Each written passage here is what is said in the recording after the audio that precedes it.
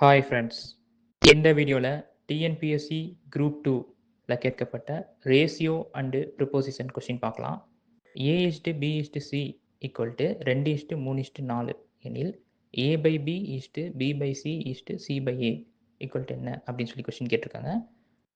இப்போ ஏபிசி அவங்க வந்து 2:3:4 கொடுத்துருக்காங்க. இந்த வந்து அப்படியே வந்து நம்ம A/B B/C C/Aல எழுதிக்குவோம். அப்போ A/B அப்படின்னா 2/3 வரும். B/C அப்படின்னா 3/4 வரும். C/A அப்படின்னா 4/2 வரும். கீழே இருக்க நம்பருக்கு நம்ம எல்சிஎம் எடுப்போம். 3 4 2 இதுக்கு வந்து எல்சிஎம் வந்து 12 வரும். அப்போ 12ல் வந்து 4 3 இருக்கும். அப்போ இன்ட்டு 4 மேலே இன்ட்டு 4 இப்போ 2 × 4 8 வரும்.